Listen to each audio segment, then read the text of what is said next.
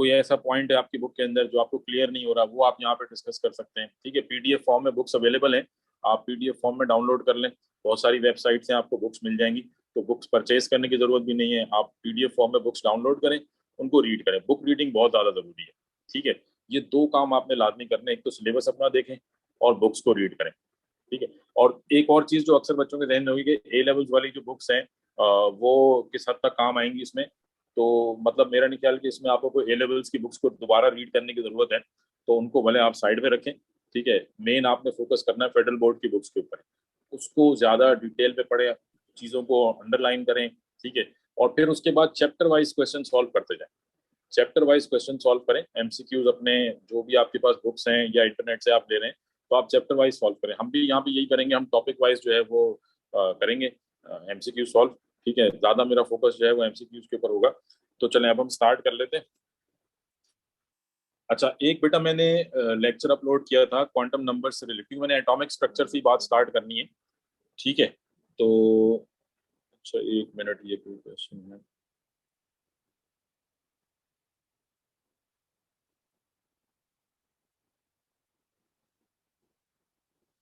बेटा आप AS A2 को जो है वो जहन से निकाल दें। ठीक है, आप ये मत सोचिए कि आपने मतलब A2 का सिलेबस नहीं पढ़ा या पढ़ा, उससे कोई फर्क नहीं पड़ता। ठीक है, अब जो मैं बात कह रहा हूँ कि आपने पंजाब बोर्ड या फेडरल बोर्ड की बुक से और जो सिलेबस है, हमने पूरा, हमने तो ये नहीं कहना कि जी ये टॉपिक नहीं पढ़ा, ये टॉपिक आपने ये लेवल से पढ़ा हुआ है, इसको छोड़ दें। हमने हर टॉपिक को पढ़ना है। ठीक है, क्योंकि वहां पे क्वेश्चन आस्किंग टेक्निक्स जो है वो डिफरेंट थी, यहाँ पे क्वेश्चन आस्किंग टेक्निक्स डिफरेंट है। तो हमने इसको अब मतलब वही टॉपिक जो आपने वहां पढ़ा, for example configuration, electron configuration आपने पढ़ रखी है, तो इसका मतलब वो नहीं कि हम इलेक्ट्रॉन कॉन्फ़िगरेशन छोड़ देंगे। ठीक है, वो पढ़नी है हमने, यहाँ पे भी पढ़नी है, और जिस तरह से यहाँ पे क्वेश्चन आएंगे उस तरह से हम उसको देखेंगे।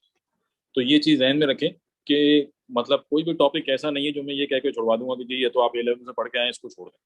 तो सारे टॉपिक्स जो है वो हमने यहाँ पे कवर करने हैं। ठीक है, ये थोड़ा सा अपने ध्यान में रखिएगा। अच्छा, तो मैं आपसे ये कह रहा था कि मैंने वो एक लेक्चर अपलोड किया था क्वांटम नंबर से रिलेटेड, क्योंकि मैंने टॉपिक पहला स्टार्ट ही क्वांटम नंबर एटॉमिक स्ट्रक्चर से करना है। वैसे जो हमारा पहला टॉपिक बनता है वो इंट्रोडक्शन वाला है, बट वो मैं इसके बाद स्टार्ट करूंगा एटॉमिक स्ट्रक्चर के बाद, क्योंकि ये एटॉमिक स्ट्रक्चर वाला ऐसा टॉपिक है जो मोस्टली आप सबने पढ़ रखा है, तो ये थोड़ा सा आपको ज्यादा बेहतर तरीके से समझ में आ जाए। काफी सारी चीजें इसकी आपने A लेवल्स में पढ़ी है। ठीक है, तो ये जरा ज्यादा आसान है, और फिर ये प्लस ई कैट और एम कैट दोनों के लिए जो है बहुत जरूरी है ये वाला चैप्टर जो है। ठीक है, इसमें से दोनों में ही आपको क्वेश्चन मिलेंगे। तो अब एक लेक्चर मैंने अपलोड किया था कल, मैंने ग्रुप में भी सेंड किया था क्वांटम नंबर से रिलेटेड, तो वो सबको क्लियर है?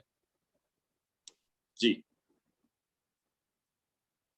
देखा आपने वो लेक्चर, क्लियर है, उसमें कोई प्रॉब्लम तो नहीं है? ऑल्दो वो बीच में से टॉपिक है, मैं उसके स्टार्टिंग वाले पॉइंट अब डिस्कस करूंगा, बट अगर वो चीज़ आपको समझ में आ गई है तो वो, क्योंकि बहुत इंपॉर्टेंट टॉपिक है।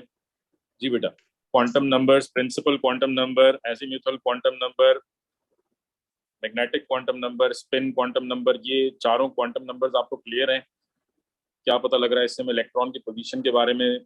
ठीक है, तो ये सारी चीज आपको क्लियर होंगी, और अगर किसी ने नहीं देखी तो आज कोशिश कीजिएगा, आज में जो है वो आप उसको लेक्चर को देख लें, और जो भी इससे रिलेटेड क्वेश्चन है वो आप डिस्कस कर लें। ठीक है, चलें हम जो है वो स्टार्ट कर लेते हैं अब अपना टॉपिक। सिलेबस की कॉपी अगर किसी के पास नहीं है तो वो मैं सेंड कर दूंगा, ग्रुप में शेयर कर दूंगा, आप वहां से भी देख सकते हैं। ठीक है जी। अच्छा, मैंने जो स्टार्ट लेना है यहाँ पे, बेसिकली एटॉमिक स्ट्रक्चर से जो है वो हम स्टार्ट करेंगे।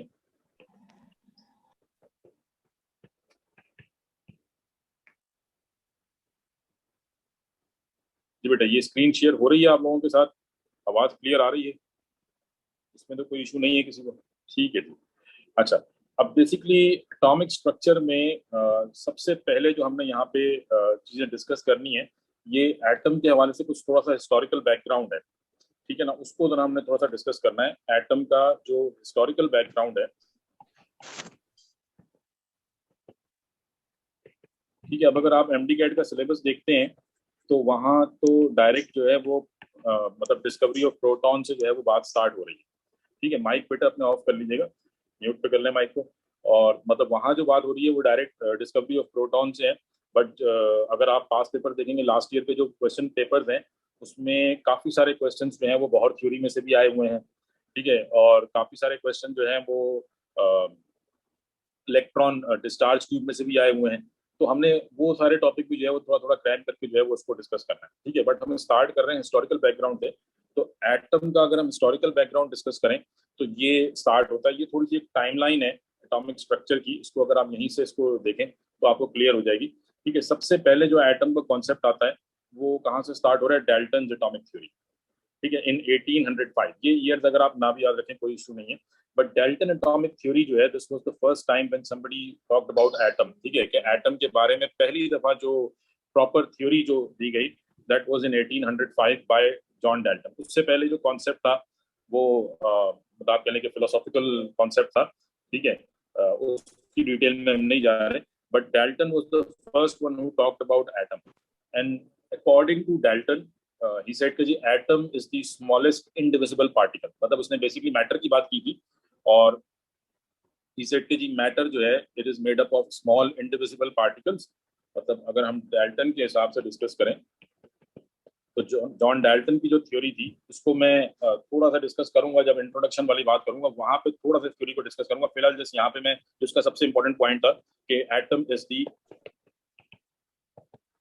स्मॉलेस्ट indivisible पार्टिकल, ठीक है। तो यहाँ पे अगर आप ये डायग्राम देखें तो इसमें भी जो है वो हम यही शो कर रहे हैं कि एटम मतलब इसने कोई सब एटॉमिक पार्टिकल्स की बात नहीं की। तो in 1805 he talked about atom as if it is smallest indivisible particle, जिसको आप फर्दर ब्रेक डाउन नहीं कर सकते, नहीं तोड़ सकते इसको, ठीक है। इससे छोटा पार्टिकल एग्जिस्ट नहीं करता। देन इन 1896 यानी 1805 के बाद इन 1896 positive and negative charges got discovered, electron and proton. Thomson gave this model, this is known as John Thomson model, इसको plum pudding model भी कहा जाता है, ठीक है। ये जो पॉजिटिव और नेगेटिव, क्योंकि इस वक्त तक इलेक्ट्रॉन प्रोटॉन डिस्कवर हो गए थे, तो this is known also known as plum pudding model, ठीक है। इस मॉडल की ज्यादा डिटेल में हमें जाने की जरूरत नहीं है, जस्ट सिंपल आप ये देख लें कि ये इस तरह से है कि ये आपके पास पॉजिटिव चार्ज का एक सी है जिसमें इलेक्ट्रॉन्स जो है वो स्विम कर रहे हैं। तो ये इस टाइप का एक मॉडल था, ठीक है जी। ये जस्ट सिंपल आपको इसमें ध्यान में रखना है,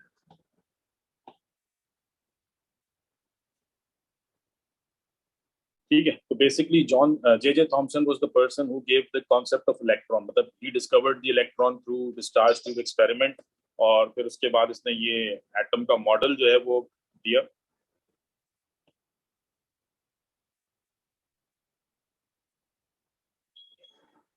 ठीक है जी। तो जो हमारा जो भी कॉन्सेप्ट है, जो आप एटम का स्ट्रक्चर पढ़ते हैं, जो एटॉमिक स्ट्रक्चर आपने पढ़ा है, जो कि बेसिकली एक्चुअल स्ट्रक्चर है कि न्यूक्लियस जो है वो सेंटर में है जिसमें प्रोटॉन मौजूद है। तो थॉमसन मॉडल जो है वो उससे टोटली डिफरेंट था। थॉमसन मॉडल के अकॉर्डिंगली इलेक्ट्रॉन्स जो हैं वो मूव कर रहे हैं और प्रोटॉन्स के सी में जो है वो मूव कर रहे हैं, ठीक है।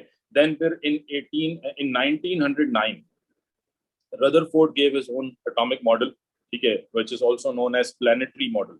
रदरफोर्ड का जो मॉडल था, this was also known as planetary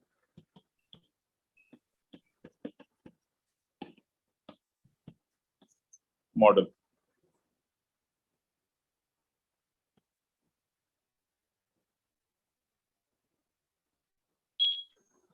ठीक है जी। तो सबसे पहले डाल्टन का स्ट्रक्चर था, एटम ब्रेक ही नहीं हो सकता। देन फिर इलेक्ट्रॉन प्रोटॉन की डिस्कवरी के बाद J Thomson gave his own model, plum pudding model. Then फिर इन 1909 रदरफोर्ड ने प्लानिटरी मॉडल दिया थ्रू गोल्ड फॉइल एक्सपेरिमेंट, वो हम आगे चलकर डिस्कस करते हैं। उसके बाद फिर जो सबसे इंपॉर्टेंट आ जाता है नाइल बॉहर, ठीक है। In 1913 Bohr gave his own atomic model based on energy levels, ठीक है जी। इसको जरा हम थोड़ा सा डिटेल में आगे चल के डिस्कस करेंगे। बट आप देख सकते हैं कि जो शेल्स का जो ऑर्बिट्स का कॉन्सेप्ट था, दिस वाज गिवन बाय बॉहर। बॉहर ने जो है वो ऑर्बिट्स का कॉन्सेप्ट दिया, ठीक है। तो हम कह सकते हैं कि the concept of orbits, all तो ये भी आगे चल के फिर जो है वो इसमें भी काफी सारी चेंजेस आ गई, but the concept of orbits was given by Bohr. और give this concept of orbits के आप देख सकते हैं कि यहाँ पे सेंटर में, ऑल्दो न्यूक्लियस का कॉन्सेप्ट रदरफोर्ड ने दे दिया था, ठीक है जी। रदरफोर्ड ने न्यूक्लियस का कॉन्सेप्ट दिया था, that's why we call it nucleus model as well. ठीक है। NEZ के जी सेंटर में न्यूक्लियस है जिसमें जिसमें प्रोटॉन्स मौजूद हैं, ठीक है, and electrons they are revolving around the electrons are revolving around the nucleus, ठीक है। देन फिर for some reasons Rutherford model got failed, और क्यों फेल हुआ वो हम आगे चल के बात करते हैं।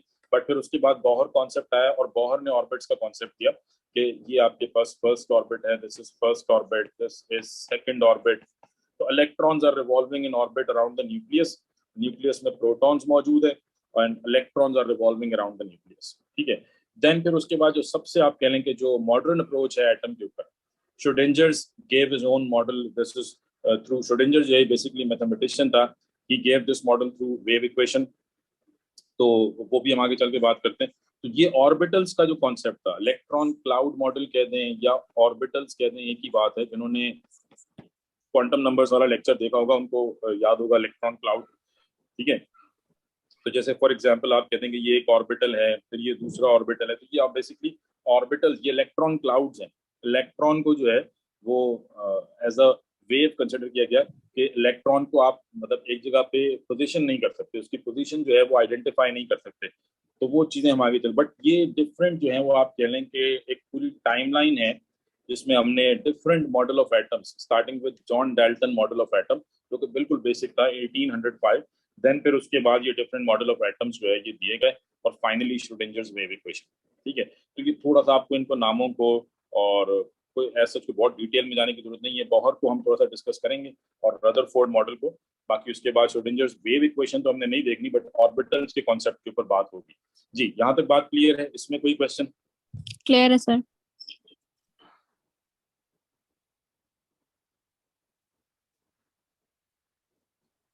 ठीक है जी। अच्छा, अब इसके बाद नेक्स्ट जो हम बात स्टार्ट करते हैं, एक मिनट जरा होल्ड कीजिएगा आप लोग। जी बेटा। अच्छा, तो ये तो जस्ट सिंपल हमने थोड़ा सा देख लिया डिफरेंट मॉडल ऑफ एटम्स को, ठीक है। अच्छा, अब उसके बाद नेक्स्ट जो हम बात स्टार्ट करते हैं वो है डिस्कवरी ऑफ इलेक्ट्रॉन्स, ठीक है। थोड़ा सा हमने इसकी डिस्कवरी ऑफ इलेक्ट्रॉन प्रोटॉन को जो है वो डिस्कस करना है। ऑल्दो जो हमारे पास सिलेबस में है वो इलेक्ट्रॉन प्रोटॉन्स की डिस्कवरी है, बट हम एक साथ जो है वो दोनों को कवर कर लेते हैं, ठीक है। अच्छा जी, तो नेक्स्ट हम बात कर लेते हैं डिस्कवरी ऑफ इलेक्ट्रॉन। अब क्योंकि ये बेसिकली ऐसा टॉपिक है कि ये जो सिंध बोर्ड वाले बच्चे हैं या जो फेडरल बोर्ड के, पंजाब बोर्ड के बच्चे, उनके लिए टॉपिक को इतना मुश्किल नहीं है, क्योंकि वो इस टॉपिक को बार बार ये मतलब नाइन्थ में भी कुछ ना कुछ इसका जिक्र है, फिर उसके बाद फर्स्ट ईयर में ये सबसे स्टार्टिंग टॉपिक होता है, तो मोस्टली बच्चों को ये बिल्कुल क्लियर होता है। बट क्योंकि हमारे पास ए लेवल्स में ये डिस्कवरी एज सच मौजूद नहीं है, तो थोड़ा सा आपको इसका आइडिया देने के लिए मैं जरा इसका डिस्कस करूंगा, ठीक है।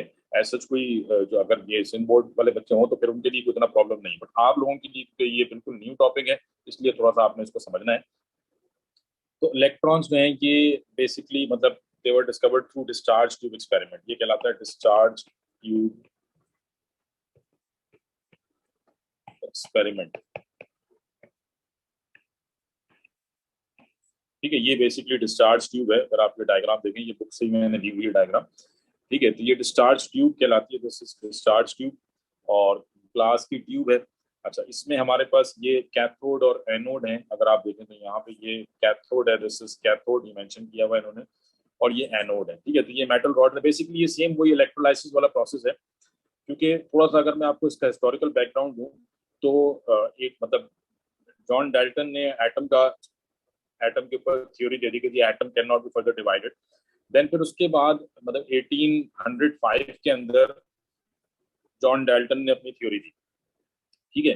Then around in mid 19th century, around 1850 1855 में फेराडे ने इलेक्ट्रोलिसिस के लॉज जो है वो इंट्रोड्यूस कराया। First law of electrolysis, second law of electrolysis, ठीक है, कि जी आप किसी भी लिक्विड में से करंट पास कर सकते हैं। तो ये जो मतलब पहले वो इलेक्ट्रोलिसिस के कॉन्सेप्ट है, फिर उसी में ये डिस्चार्ज ट्यूब एक्सपेरिमेंट्स जो है वो क्रुक्स जो है ये एक साइंटिस्ट था जिसने डिस्चार्ज ट्यूब एक्सपेरिमेंट शुरू किए। डिस्चार्ज ट्यूब एक्सपेरिमेंट क्या थे कि जी इस टाइप की एक ग्लास ट्यूब लेके, इस टाइप की ग्लास ट्यूब लेके इसमें कोई भी गैस फिल करके उसमें से करंट पास किया जाए।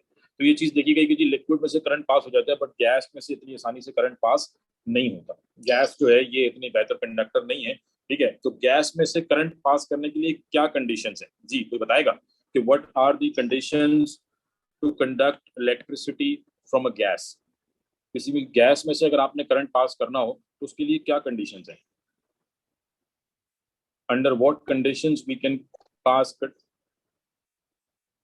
Electricity through a gas? जी,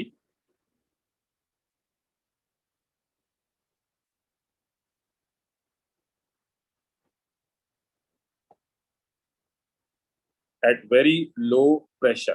ठीक है जी, गैस में से अगर आपने करंट पास करना है तो गैस में से करंट पास करने के लिए जो कंडीशंस हैं, conditions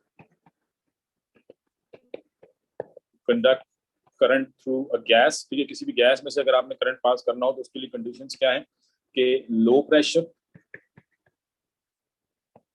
and secondly high voltage. तो ये दो कंडीशंस हैं जो कि आपको ध्यान में रखनी है। ठीक है, for the conductance in gas. Gas में से अगर करंट पास करना हो तो low pressure and high voltage, these are two conditions. ठीक है, तो क्रुक्स ने ये एक्सपेरिमेंट स्टार्ट किए, देन फिर उसके बाद एक एक करके काफी लोग जो है वो इन एक्सपेरिमेंट्स में लग गए। ठीक है, एंड जे जे थॉमसन ने जो है ये एक्सपेरिमेंट अपने हिसाब से किया। ठीक है, एंड ही ऑब्जर्व के जी at very low pressure at around 0.01 torr कह दें या 0.01 मिलीमीटर ऑफ मर्करी कह दें। ठीक है, मतलब इतने लो प्रेशर पे और हाई वोल्टेज पे अराउंड 10,000 वोल्ट। ठीक है, तो these were the conditions applied by J J Thompson. तो बाय जे जे थॉमसन मतलब ये सेम जो ये जो मॉडल जिस बंदे ने दिया था जे जे थॉमसन, इसने ये कंडीशंस अप्लाई की, low pressure and high voltage by J J Thomson. ठीक है जी, तो he perform this experiment at very low pressure and very high voltage, and he observe कि at this very low voltage what happens कि आपके पास ये जो cathode है, कैथोड से कुछ रेज जो है, मतलब ये पूरी जो ट्यूब थी ये डार्क हो गई और यहाँ से कुछ, मतलब आप कह लें कि रेज जो है वो पास होना शुरू हुई और वो एनोड को क्रॉस करके एनोड वॉल के पीछे आके हिट करना शुरू, मतलब ये जो आपकी वॉल है, दिस वॉल स्टार्ट्स ग्लोइंग, ये ग्रीन ग्लो मिलना शुरू हो गया। ठीक है, तो एट वेरी लो प्रेशर, जब आप प्रेशर, और प्रेशर लो कैसे कर रहे थे, ये आपके पास ये वैक्यूम पंप है, मतलब आप सोचेंगे जी ये डिस्चार्ज ट्यूब में प्रेशर कैसे लो हो रहा है, तो बेसिकली यहाँ पे ये वैक्यूम पंप है, यहाँ से आप गैस को जो है वो रिलीज कर रहे हैं, जिससे आप ग्रेजुअली प्रेशर कम करते जा रहे हैं। तो हाई प्रेशर पे तो करंट पास नहीं हो रहा था। At around 0.1 torr, at 0.1 torr, ये जो ग्लास ट्यूब थी ये ग्लो करना शुरू हो गई थी, this glass tube it starts glowing, कि जो आपके पास जो गैस मौजूद थी वो आयोनाइज हो गई। At 0.1 torr gas ionise, gas ionise होती है। ठीक है, ग्लो करती है, और फिर उसके बाद जब आप इतने लो प्रेशर पे आ जाते हैं 0.01 टॉर पे, तो फिर हमें जो है वो कुछ रेडिएशन डायरेक्ट कैथोड से होती है और यहाँ पे एनोड वॉल को आके हिट करती हुई नजर आती है। ठीक है, और इन रेज को जे जे थॉमसन ने नाम दिया कैथोड रेज का, because they were emitting from cathode and they were moving towards the anode, anode की तरफ जा रही थी। तो जे जे थॉमसन नेम देम, मतलब इसने इलेक्ट्रॉन नाम नहीं रखा, जे जे थॉमसन ने जो है वो इनको नाम दिया कैथोड रेज का, because they were emitting from cathode, तो ये कैथोड रेज नाम पड़ गया। लेटर ऑन फिर stony was a scientist who give cathode rays name electron. ठीक है, बाद में स्टोनी ने जो है वो इनको इलेक्ट्रॉन्स का नाम दिया। ठीक है, तो ये जो आपके पास डिस्कवरी थी, यानी ये कहलाता है, this is known as discharge tube experiment, जिसमें कैथोड रेज को ऑब्जर्व किया गया कि यहाँ पे हमें ये ग्रीन ग्लो मिलना शुरू हो गया एनोड के पीछे। तो हमने कहा कि जी कोई ना कोई रेज जो है वो एमिट हो रही है कैथोड से, ऑब्वियसली ये इलेक्ट्रॉन्स थे जो कि कैथोड से एमिट होके एनोड की तरफ मूव कर रहे थे, बट एट दैट टाइम क्योंकि इसका आइडिया नहीं था तो इनको कैथोड रेज का नाम दिया गया। ठीक है जी, क्लियर है, इसमें कोई क्वेश्चन? ये क्लियर है तो फिर मैं प्रॉपर्टीज पे आऊँ, जो सबसे इंपॉर्टेंट टॉपिक है इसके अंदर।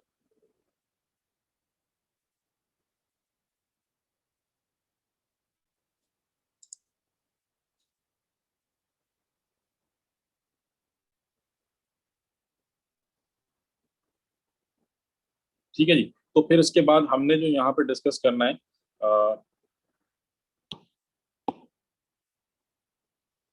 प्रॉपर्टीज ऑफ कैथोड रेज, या आप कह लें करेक्टरिस्टिक्स। अच्छा, ये करेक्टरिस्टिक्स या प्रॉपर्टीज ये कैथोड रेज की, और आगे हमने प्रोटॉन्स, तो क्योंकि हम अभी फिलहाल कैथोड रेज नाम दे रहे हैं, एक्चुअल में ये इलेक्ट्रॉन्स हैं। ठीक है, तो आपने ध्यान में रखना है electrons they can also be called cathode rays. तो करेक्टरिस्टिक्स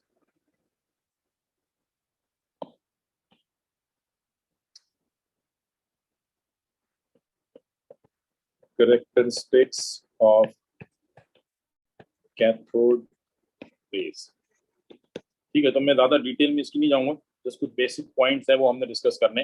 तो अब ये डिफरेंट लोगों ने डिफरेंट टाइम के ऊपर जो है ये प्रॉपर्टीज जो है वो दी गई, और बाय परफॉर्मिंग डिफरेंट एक्सपेरिमेंट। तो पहली चीज तो ये थी कि ये जो रेज हैं ये स्ट्रेट लाइन में ट्रेवल करती हैं।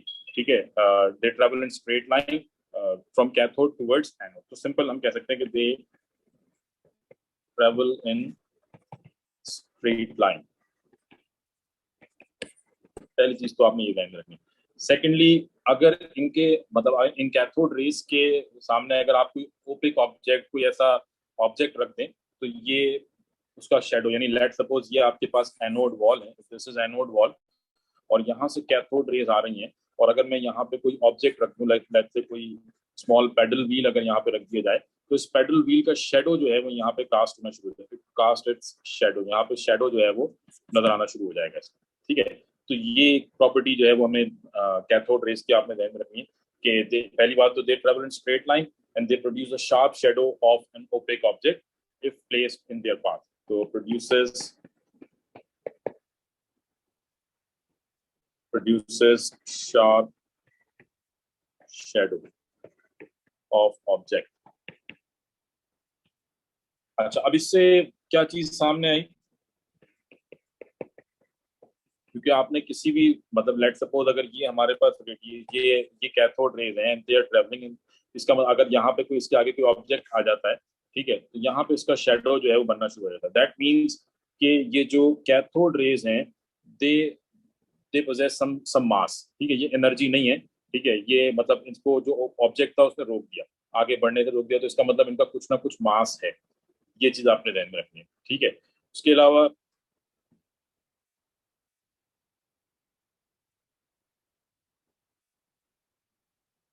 these rays produces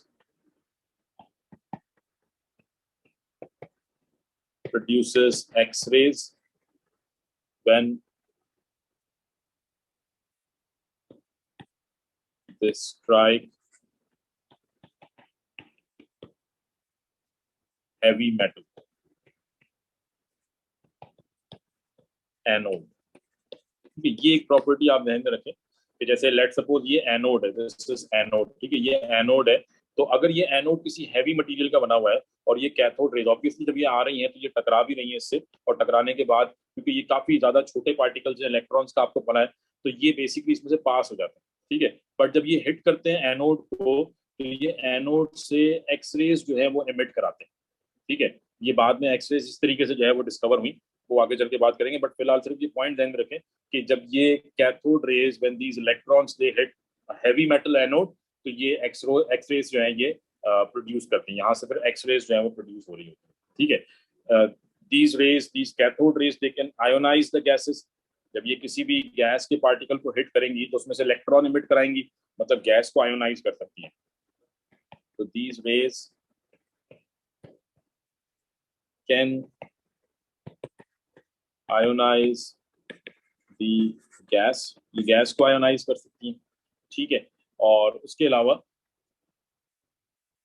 ये कुछ आप कह लें कि इंपॉर्टेंट जो पॉइंट्स थे इसमें आपको ध्यान में रखना है। अच्छा, अब एक और चीज जो हमने यहाँ पे बात करनी है, इनका चार्ज टू मास रेशियो। अच्छा, अब हुआ क्या कि डिफरेंट साइंटिस्ट ने डिफरेंट टाइम के ऊपर, बाकी इनकी प्रॉपर्टीज आप बुक से पढ़ सकते हैं। ठीक है, ये कुछ इंपॉर्टेंट जो थी वो मैंने यहाँ डिस्कस कर ली। अच्छा, अब एक सबसे इंपॉर्टेंट बात है मुझे यहाँ पे डिस्कस करनी है आपसे कि मुख्तलिफ लोगों ने मुख्तलिफ टाइम पे कैथोड एनोड के मटेरियल को चेंज किया। ठीक है, ये डिफरेंट मेटल्स लेके देखा, गैस को चेंज किया, किसी ने हीलियम के साथ एक्सपेरिमेंट किया, किसी ने नियॉन के साथ एक्सपेरिमेंट किया, किसी ने ऑक्सीजन गैस के साथ एक्सपेरिमेंट किया, किसी ने हाइड्रोजन गैस के साथ एक्सपेरिमेंट किया। ठीक है, देखने के लिए कि क्या डिफरेंस आता है। ठीक है, every time we get the same type of glow at this low pressure, यानी ये जो 0.01 टॉर था, इस प्रेशर पे आपको हमेशा यही ग्रीन ग्लो जो है वो मिला। ठीक है, और इस चीज से फिर बाद में डिफरेंट एक्सपेरिमेंट्स के थ्रू जे थॉमसन ने, मतलब जे थॉमसन को इतनी इंपॉर्टेंस क्यों मिली, उसकी वजह क्या थी कि he calculated the charge to mass ratio of these cathode rays. इसने चार्ज टू मास रेशियो जो है वो कैलकुलेट किया कैथोड रेस का, या आप कह लें कि इलेक्ट्रॉन्स का। J Thomson calculated the E/N, charge to mass ratio. ठीक है, क्यों कैलकुलेट किया, वजह क्या थी, ये देखने के लिए कि डिफरेंट गैस, अगर लेट सपोज आपके पास आपने हाइड्रोजन गैस ली, नेक्स्ट टाइम आपने हीलियम गैस ली, नेक्स्ट टाइम आपने नियॉन गैस ली, ठीक है, but every time you get the same charge to mass ratio. For the cathode rays, every time you get the same charge to mass ratio। तो इससे क्या चीज पता लगी आपको? हाँ जी, इससे हमें कैथोड रेस के बारे में क्या बात पता लगती है जी? तो अगर आपके पास डिफरेंट गैसेस हैं and every time we get the same charge to mass ratio, तो इससे हमें कैथोड रेस के बारे में क्या चीज पता लगती है? बेसिकली ही calculated the charge to mass ratio which was 1 point, value आपने ध्यान रखनी, 1.7588 into 10 raised to power 11 coulombs per kilogram। ठीक है जी, this was the charge to mass value calculated by, क्योंकि आपको पता है चार्ज, अब यानी इस वक्त तो कैलकुलेट करना बड़ा आसान है, आपके लिए कौन सा मुश्किल काम है, मुझे इलेक्ट्रॉन का चार्ज भी मालूम है, मुझे इलेक्ट्रॉन का मास भी मालूम है, तो I can easily calculate the charge to mass ratio. But at that time, जब फर्स्ट टाइम ये सारी चीजें हो रही थी, जब initially we didn't know about the mass of electron, we didn't know about the charge of electron, तो he found out this value experimentally. इसने कैलकुलेट नहीं करी, इसने एक्सपेरिमेंटली कैसे किया उस डिटेल में जाने की जरूरत नहीं है, बट इसने ये वैल्यू एक्सपेरिमेंटली कैलकुलेट की। ठीक है, so charge to mass ratio, this is the charge to mass ratio of E/M value of electron. ठीक है, और आप कैलकुलेट करके देख सकते हैं इलेक्ट्रॉन का जो चार्ज है, charge of electron is 1.6022 into 10 power minus 19 coulomb, this is the charge of electron.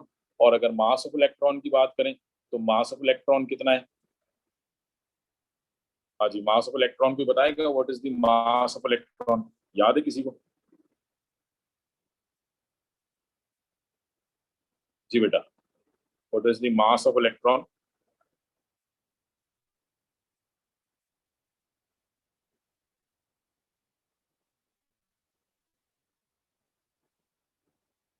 Nine point one one two 10 raise to power -31 unit last में लिखें, ठीक है ना, क्योंकि -31 है तो इसका मतलब यूनिट क्या है?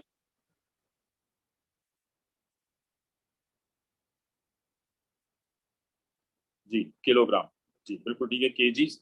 तो मास of electron, this is 9.1 into 9.11 लिखते हैं, 9.1069 लिखते हैं, इंटू 10 पावर -31 किलोग्राम, और अगर ग्राम में लिखेंगे तो ये -28 होगा। ठीक है, तो अगर आप दोनों को डिवाइड करें तो आपको ये वैल्यू मिलेगी 1.7588। एंड एवरी टाइम, मतलब ये कोई कैलकुलेट, इसने एक्सपेरिमेंटली देखा कि either I took hydrogen gas और हीलियम गैस और neon gas, every time I get the same value. That means के ये जो कैथोड रेज हैं, they are some sort of fundamental particles which are part of every substance, हर substance का part है। मतलब कोई सी भी आप गैस ले लें, ठीक है, ये डिफरेंट नहीं है। आगे चल के हम बात करेंगे प्रोटॉन्स की, कैथोड रेस, मतलब एनोड रेस की हमने बात करनी है, कैनाल रेस की, तो वहां पे हम देखेंगे charge to mass ratio different होगा। But in case of cathode rays which were later on named as electrons, इनके केस में चार्ज टू मास रेशियो जो है ये हमेशा सेम रहा, that was 1.7588 into 10 raised to power 11 coulombs per gram, पर kilogram. तो इसका मतलब क्या हुआ? ठीक है, this value is constant, means these particles are fundamental part of the substance। यानी जिस भी सब्सटेंस को आप यूज कर रहे हैं उसका फंडामेंटल पार्ट है। लेटर ऑन फिर आपने इनको इलेक्ट्रॉन्स का नाम दे दिया। ठीक है जी, तो ये बेसिकली डिस्कवरी ऑफ इलेक्ट्रॉन जो है, इसमें से जो मेजर पॉइंट्स थे वो हमने डिस्कस कर लिए। यहाँ तक बात क्लियर है? इसमें कोई क्वेश्चन बेटा किसी को?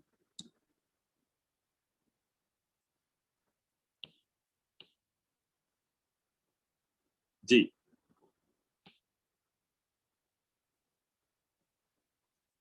ठीक है जी, सबको क्लियर है?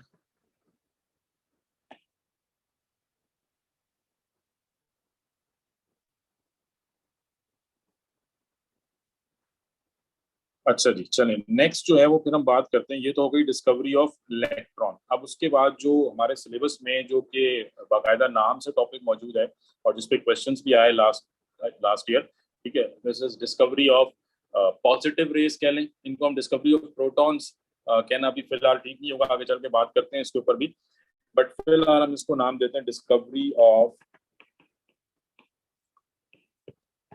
पॉजिटिव रेस, और they're also known as canal rays। ठीक है जी, डिस्कवरी ऑफ पॉजिटिव रेस कह दें या फिर कैनाल रेस कह दें। अच्छा, अब ये basically these rays were discovered by Goldstein, Eugene Goldstein in 1886। This experiment was performed by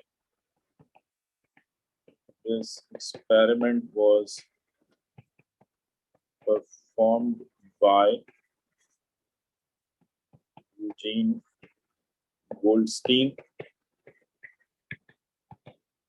in 1886। ठीक है, जैसे मैंने आपसे कहा कि क्रुक्स के बाद, मतलब जैसे ही क्रुक्स ने डिस्चार्ज ट्यूब का कॉन्सेप्ट दिया, फैराडे ने इलेक्ट्रोलिसिस के लॉज दिए, तो मतलब एक लाइन चल पड़ी थी, एक रेस चल पड़ी थी डिस्चार्ज ट्यूब एक्सपेरिमेंट्स की, और हर बंदा डिस्चार्ज ट्यूब एक्सपेरिमेंट्स को अपने हिसाब से करने की कोशिश कर रहा था ताकि वो कुछ नया जो है वो सामने लेकर आ जाए और कोई नई जो है वो डिस्कवरी हो जाए। और मतलब क्योंकि ये पूरा एरा जो है वो आपका 19th सेंचुरी 20th सेंचुरी की डिस्कवरीज का एरा है। ठीक है, इसमें डिस्कवरीज हुई हैं और मतलब उस टाइम पे ये पूरी एक रेस चल रही थी। तो गोल्डस्टीन ने जो है वो बेसिकली 1886 में एक्सपेरिमेंट किया। ठीक है, और इसने क्या एक्सपेरिमेंट किया, इसने डिस्चार्ज ट्यूब को अपने हिसाब से मॉडिफाई किया। ठीक है, और इसने मॉडिफिकेशन क्या की कि इसने परफोरेटेड कैथोड ली, इट टुक परफोरेटेड कैथोड। ठीक है, मतलब इसने ऐसा कैथोड लिया, लेट से जैसे यहाँ पे आप देख सकते हैं ये कैथोड है, ये इसमें परफोरेशन है, होल्स हैं। ठीक है, तो ही टुक अ परफोरेटेड कैथोड। ठीक है, ये बेसिकली ऐसे कैथोड था जिसमें ऐसे होल्स थे। ठीक है, तो इसने इस टाइप का एक परफोरेटेड कैथोड दिया। अच्छा, अब यहाँ पे अगर आप देखें तो मतलब थोड़ा सा अगर आप इसको डायग्राम को देखें, ये एनोड है। ठीक है, ये हमारा परफोरेटेड कैथोड है। और जो पिछला एक्सपेरिमेंट था डिस्चार्ज ट्यूब वाला, उसमें हमें एनोड के पीछे फ्लोरेसेंस जो है वो नजर आया था। ठीक है, अब इस एक्सपेरिमेंट में इसने क्या किया, बेसिकली इन सारे एक्सपेरिमेंट्स में हो क्या रहा है, थोड़ा सा अगर हम इसको यहाँ पे देखें, लेट से ये आपके पास कैथोड है, ये एनोड है। ठीक है, और यहाँ पे आपके पास कोई भी गैस मौजूद है, तो लेट से ये आपके पास गैस मौजूद है एट वेरी लो प्रेशर। तो अब कैथोड से, इसको मैं नाम दे रहा हूँ, ये कैथोड है। कैथोड से इलेक्ट्रॉन्स जो हैं वो इमिट हो रहे हैं।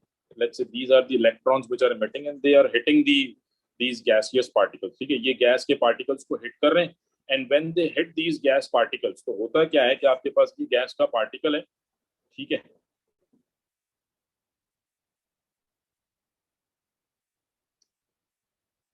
ये हमारे पास गैस पार्टिकल है। ठीक है, अब जो आपके इलेक्ट्रॉन्स हैं जो कैथोड से इमिट हो रहे हैं, ये आपके गैस पार्टिकल को हिट करते हैं, और इसमें से एक इलेक्ट्रॉन जो है इसको आयोनाइज करा देते हैं, इसमें से इलेक्ट्रॉन इमिट कराते हैं और ये आयोनाइज हो जाता है, प्लस चार्ज आ जाता है इसके ऊपर। ठीक है, तो इसके ऊपर प्लस चार्ज डेवलप होता है, लेट से इसके ऊपर प्लस चार्ज डेवलप हो गया। ठीक है, तो once plus charge is developed on this gaseous particle, it gets ionised. ये क्या बन गया, ये आयन बन गया। ठीक है, अब ये जो आयन है, क्योंकि इसके ऊपर पॉजिटिव चार्ज आ गया है, ठीक है, कैथोड नेगेटिवली चार्ज है, एनोड पॉजिटिवली चार्ज है, तो इलेक्ट्रॉन्स कैथोड रेस तो इस तरफ जा रही हैं, बट जो आपके पॉजिटिव आयंस हैं, जो गैसियस पार्टिकल्स हैं, जो आयोनाइज हो रहे हैं, ठीक है, तो ये जो आपके पॉजिटिव पार्टिकल्स हैं, these positive particles they will start moving towards the negative rod, ये कैथोड की तरफ मूव करना शुरू कर देंगे ड्यू टू दी अट्रैक्शन। ठीक है, unlike charges attract each other, तो ड्यू टू इलेक्ट्रोस्टैटिक अट्रैक्शन ये जो पॉजिटिव आयंस हैं, positive ion move towards the cathode। ठीक है, लेकिन क्योंकि पॉजिटिव आयन इलेक्ट्रॉन के मुकाबले में ये जो आपकी कैथोड रेस थी, इन्होंने तो एनोड को जो है वो क्रॉस कर लिया, क्योंकि बहुत छोटे पार्टिकल्स होते हैं। बट पॉजिटिव आयन ऑब्वियसली ये इतना छोटा पार्टिकल नहीं होगा इसमें, क्योंकि ये गैस का पार्टिकल है, इसमें प्रोटॉन भी होंगे, न्यूट्रॉन भी होंगे, तो ये इतना इजीली कैथोड को पास नहीं कर सकता था। दैट्स वाई किसी ने इसको ऑब्जर्व नहीं किया। गोल्डस्टीन ने क्या किया, इसने परफोरेशंस कर दी, इसने कैथोड को परफोरेटेड कर दिया। अब जब पॉजिटिव आयंस यहाँ पे आए हैं तो ये पॉजिटिव आयन इन परफोरेशंस में से पास होकर कैथोड के पीछे वाली वॉल को आके हिट किया और ये ग्लो करना शुरू हुई। इट स्टार्ट्स ग्लोइंग, ये फ्लोरेसेंट स्क्रीन थी, ये ग्लो करना शुरू हो गई, ये ग्लो में मिलना शुरू हो गया। तो जो पॉजिटिव आयन जो आप कह लें कि परफोरेशंस में से पास हो रहे थे, वो जाके हिट कर रहे थे कैथोड के पीछे वाली वॉल को, ठीक है। And that's why we call them positive rays और we call them canal rays, क्योंकि एक तरह से ये कैनाल्स में से जो है वो पास हो रहे थे। जी, एक्सपेरिमेंट समझ में आया बेटा? मॉडिफिकेशन जो थी एक्सपेरिमेंट में, किस तरह से एक्सपेरिमेंट किया गया, रिजल्ट्स किस वजह से आए, जी क्लियर है ये? इसमें किसी को कोई कंफ्यूजन, कोई क्वेश्चन?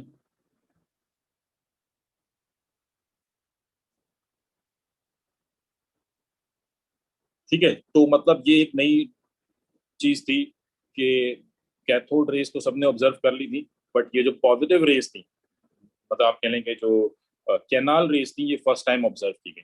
ठीक है, तो बाद में इनको जो है वो नाम दिया गया पॉजिटिव रेस का। अच्छा, अब ऑब्वियसली ये प्रोटॉन्स नहीं है, ठीक है, क्योंकि अब ये कोई भी, अगर ये लेट सपोज सबसे छोटा पार्टिकल कौन सा हो सकता है, ये हाइड्रोजन गैस हो सकती है, हीलियम गैस हो सकती है, तो ये डिफरेंट गैसेस के आपके पास, ये डिफरेंट गैसेस के आपके पास जो है वो पॉजिटिव आयंस होंगे, तो जाहिर सी बात है इनमें नंबर ऑफ प्रोटॉन्स भी जो है वो डिफरेंट होंगे। ठीक है, तो पहली चीज तो आपको क्लियर होनी चाहिए, पॉजिटिव रेज प्रोडक्शन, ये वो हम यहाँ डिस्कस कर चुके हैं ऑलरेडी। यानी ये जो मैंने जितनी भी बात की है, this is positive raise production, ये प्रोड्यूस कैसे हो रही है, ठीक है, तो वो हमने देख लिया। इसको अगर मैं इक्वेशन की फॉर्म में लिखूं तो मैं ये कह सकता हूँ कि ये मेरे पास मॉलिक्यूल था, गैस का मॉलिक्यूल था, ठीक है, ये इलेक्ट्रॉन्स हैं जो कैथोड से एमिट हो रहे हैं, ये आके हिट करेंगे आपके मॉलिक्यूल को और मॉलिक्यूल को आयोनाइज करेंगे, इसमें से इलेक्ट्रॉन निकल गया, तो टोटल कितने इलेक्ट्रॉन हो गए, 2 इलेक्ट्रॉन हो गए, ठीक है। और फिर ये जो आपके पास मॉलिक्यूलर आयन है, this will move towards the cathode, ये कैथोड पे जाके हिट करेगा और हमें कैनाल रेस बनेगी। ठीक है जी, अब जरा इनकी प्रॉपर्टीज को डिस्कस कर लेते हैं। अच्छा जी, तो अब नेक्स्ट हम बात कर लेते हैं इनकी करेक्टरिस्टिक्स पे, करेक्टरिस्टिक्स ऑफ क्या, positive raise, characteristics of positive raise, या आप इनको कैनाल रेज का नाम दे दें। ठीक है, तो इनकी करेक्टरिस्टिक क्या है कि they also travel in straight line, travel in straight line, perpendicular to the anode. ठीक है जी, एनोड के परपेंडिकुलर, ये एनोड है अगर लेट सपोज, तो ये इसके परपेंडिकुलर ट्रेवल करें। ठीक है, तो ये चीज आपने ध्यान में रखनी है। अच्छा, they have particle nature, these rays have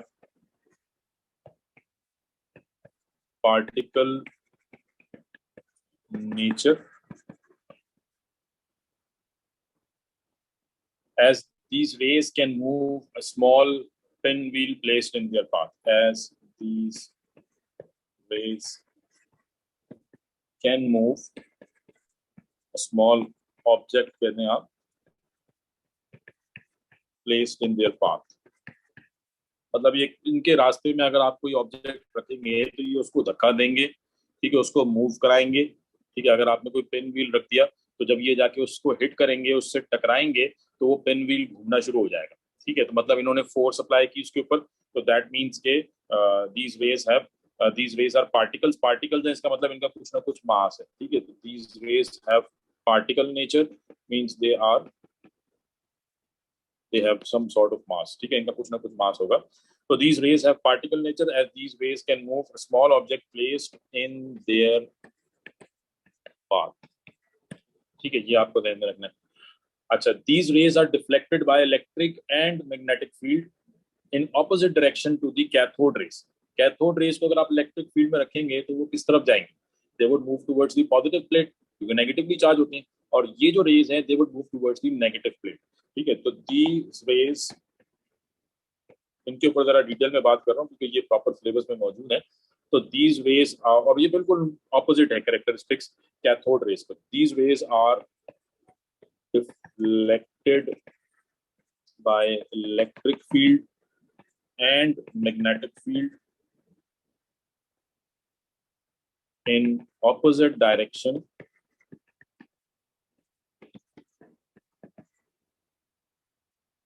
to cathode rays कह दें या फिर इलेक्ट्रॉन कह देते हैं। ठीक है जी, ये आपको ध्यान में रखना है।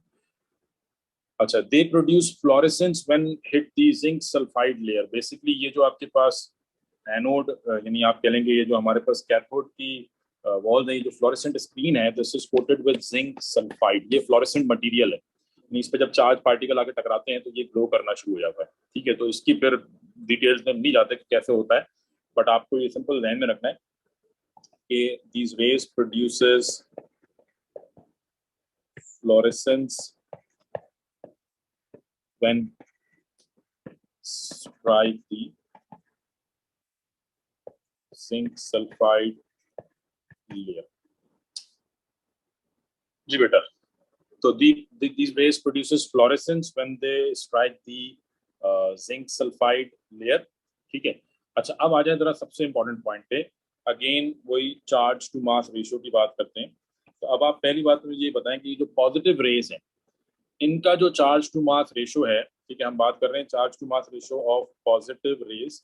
तो इनका जो चार्ज टू मास रेशियो है वो charge to mass ratio of cathode rays इससे ज्यादा होगा या इनसे कम होगा। ठीक है, उसकी तो हम बात कर चुके हैं 1.75 इंटू 10⁻⁸। तो ये जो पॉजिटिव रेज है इनका चार्ज टू मास रेशियो ज्यादा होगा या कम होगा कैथोड रेज से, और जो भी होगा उसका रीजन क्या होगा। जी बेटा, ये मैं ग्रुप में सेंड कर दूंगा।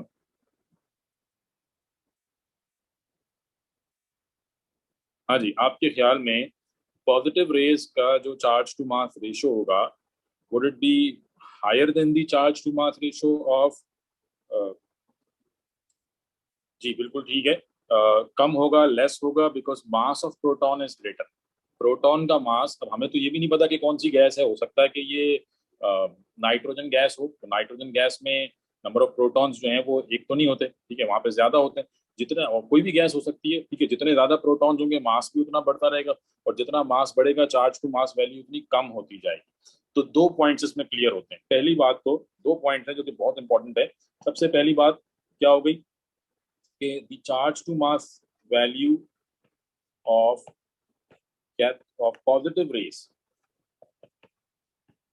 positive rays is always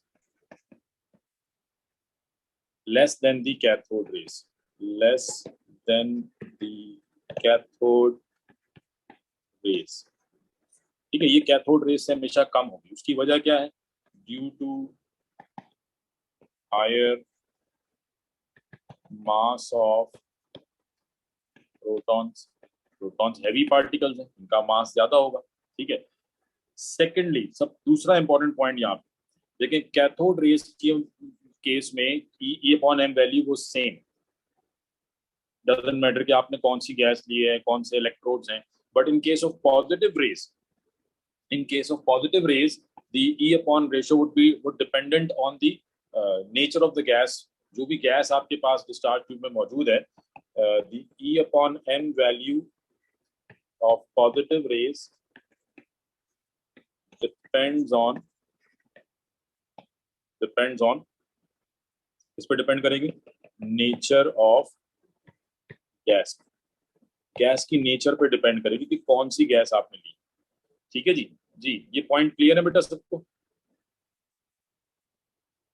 ये दोनों पॉइंट बहुत इंपॉर्टेंट है, और दोनों पॉइंट क्लियर है सबको?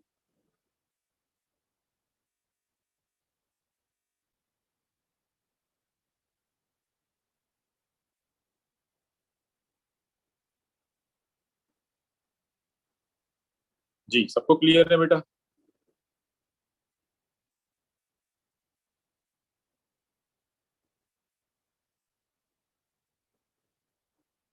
ठीक है जी। अच्छा, फिर अब मुझे ये बताएं कि कौन सी ऐसी गैस होगी जिसकी charge to mass ratio maximum होगी।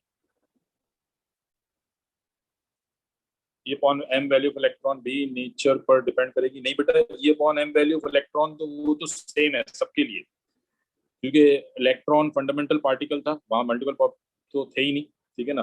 तो E upon M value of hydrogen, वो तो मतलब आप कह लें कि इलेक्ट्रॉन के केस में तो ई अपॉन एम वैल्यू ना नेचर पर डिपेंड करती है ना मटेरियल के ऊपर डिपेंड करती है।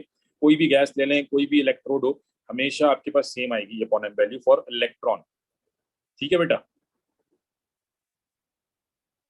पॉजिटिव रेज के केस में, क्योंकि देखें पॉजिटिव पार्टिकल हर गैस का डिफरेंट होगा, आपने कॉन्सेप्ट को पकड़ना है, कॉन्सेप्ट को समझें कि पॉजिटिव रेज जो है वो हर पार्टिकल की डिफरेंट है। ये आपके पास जो पॉजिटिव रेज मैंने यहाँ जो डायग्राम बनाई है, ठीक है, ये पॉजिटिव रेज जो है, इलेक्ट्रॉन तो देंगे सबके एक जैसे होंगे ना, यहाँ से कैथोड से निकल रहे हैं सबके एक जैसे होंगे। ये पॉजिटिव रेज जो है ये हाइड्रोजन की अलग होगी, पॉजिटिव पार्टिकल नियॉन का अलग होगा, हीलियम का अलग होगा, ऑक्सीजन का अलग होगा, सबके लिए डिफरेंट होगा, ठीक है। तो सबका मास भी डिफरेंट होगा, तो E upon M value different आएगी। हाँ जी, समझ आ रही है बेटा बात ये? और जी आप दोनों का आंसर सही है, बिल्कुल ठीक है। हाइड्रोजन जो है उसकी ई अपॉन एम वैल्यू सबसे ज्यादा होगी क्योंकि उसका मास सबसे कम है। हाँ जी बेटा, सबको क्लियर हो गई बात? तो E upon M value of hydrogen is the largest, आप कह लें maximum charge to mass ratio है, ठीक है। मतलब पॉजिटिव रेज में सबसे ज्यादा जो आपको ई अपॉन एम वैल्यू मिलेगी वो किसकी है? हाइड्रोजन की है। तो maximum maximum E upon M maximum E upon m value is of hydrogen, ठीक है, which is 9.45 into 10 raised to power 7 coulombs per kilogram, ठीक है जी। ये आपके पास E अपॉन एम वैल्यू आ गई किसकी? हाइड्रोजन के केस। और इलेक्ट्रॉन की कितनी थी? इलेक्ट्रॉन की कितनी थी? 1.75 into 10 raised to power 11, ठीक है। तो ये इलेक्ट्रॉन की थी, कूलम पर kilogram. This was the E upon M value of electron and this is the E upon M value of the smallest gas hydrogen. अब अगर आप यहाँ पे नाइट्रोजन लेंगे या ऑक्सीजन लेंगे या आर्गन लेंगे या नियॉन लेंगे तो ये वैल्यू और कम होती चली जाएगी क्योंकि मास बढ़ता चला जाएगा, ठीक है जी। तो ये आपने पॉइंट ध्यान में रखना है, ये बहुत इंपॉर्टेंट पॉइंट है, ई अपॉन एम वैल्यू, ठीक है। अच्छा, यहाँ तक बात क्लियर है बेटा? किसी को इसमें कोई सवाल, कोई क्वेश्चन? हाँ जी बेटा, ये वैल्यूज तो याद करनी है, चार्ज भी याद करना है, मास भी याद करना है, ई अपॉन एम वैल्यू भी याद करनी है, ये लाजमी याद करनी है आपको वैल्यूज, ठीक है ना, ये आपको याद करनी है। अच्छा, उसके बाद अब नेक्स्ट जो आखिरी बात कर लेते हैं इसमें कि ये हाइड्रोजन की वैल्यू आ गई, ठीक है। और फिर उसके बाद मतलब लेटर ऑन जो है वो हमने ये देखा कि ये सबसे जो स्मॉल, क्योंकि हाइड्रोजन के पास एक ही प्रोटॉन होता है, ठीक है, ये सबको मालूम है, hydrogen is only one proton. तो मतलब लेटर ऑन जो है वो हाइड्रोजन की जो ये अपॉन एम वैल्यू थी ये कंसिडर की गई फॉर दी कि जी ये प्रोटॉन की ये अपॉन एम वैल्यू, क्योंकि हाइड्रोजन में एक ही प्रोटॉन है, ठीक है। तो this is the E upon M value for, this is the E upon M value for hydrogen ion and this is the E, अगर आपसे पूछा जाए कि what is the E upon M value of proton, ठीक है, तो E upon M value of electron तो आप पहले लिख चुके हैं। Now E upon M value of proton is, ये भी एमसीक्यू आ सकता है कि किन दोनों की सेम होगी, तो हाइड्रोजन की और इसकी सेम होगी, ठीक है। तो E upon M value of proton is 9.54 into 10 raise to power 7 coulombs पर किलोग्राम, ठीक है। और यही सेम वैल्यू हाइड्रोजन के लिए होगी या कोई भी ऐसा सिस्टम जिसमें सिर्फ एक प्रोटॉन हो, ठीक है, और वो सिर्फ हाइड्रोजन है, तो ये आपको सिंपल ध्यान में रखना है, ठीक है। इसके अलावा चार्ज ऑफ प्रोटॉन आपको मालूम है, वो आपने पढ़ रखा है, charge of proton is 1.6022 into 10 raised to power 19 minus 19 coulomb. Electron का प्रोटॉन का चार्ज सेम है, सिर्फ डायरेक्शन डिफरेंट है, इसलिए माइनस प्लस का डिफरेंस आ जाता है। और मास ऑफ प्रोटॉन की बात करें तो मास ऑफ प्रोटॉन इज 1.6726 into 10 या 1.67 ध्यान में रखें -27 kilogram, -27 kilogram, this is mass of, तो विच इज मतलब हम कह सकते हैं कि प्रोटॉन इज अराउंड 1800, अगर आप दोनों के मास को कंपेयर करें तो proton is around 1836 times heavier than electron, electron से इतने टाइम्स ये हैवियर है। ठीक है जी। हाँ जी बेटा, यहाँ तक किसी को कोई कंफ्यूजन, कोई क्वेश्चन? जी, पीरियोडिक टेबल भी याद करना पड़ेगी। ठीक है, पीरियोडिक टेबल भी याद करना, आप भूल जाएं ए लेवल्स के मजे खत्म हो गए। अब पीरियोडिक टेबल भी याद करना पड़ेगा, वैल्यूज भी याद करनी पड़ेंगी, कोई डेटा बुकलेट नहीं है, कुछ नहीं है। ठीक है, अब सारी वैल्यूज याद करनी पड़ेंगी। तो पीरियोडिक टेबल याद करने का एक तरीका बताऊंगा, सारी वैल्यूज ऑब्वियसली आपको याद नहीं करनी, कुछ कुछ चीजें हैं जो याद करनी पड़ेंगी, तो वो उसका तरीका भी आगे चल के बताऊंगा। चलें आज इसको यहाँ तक रखते हैं बेटा। मैं इसके ये जो फाइल है ये भी शेयर कर दूंगा आपके साथ, और रिकॉर्डिंग भी शेयर कर दूंगा। ठीक है, और किसी को कोई सवाल, अच्छा आप किसी आगे दूसरे बच्चों को भी बताएं, कोई भी अगर ज्वाइन करना चाहे तो वो ज्वाइन कर सकता है। ठीक है, तो इंशाल्लाह ताला इसको हम कोशिश करेंगे जितने अच्छे तरीके से हम इसको कवर कर ले। ठीक है जी, चलें, अल्लाह हाफिज़।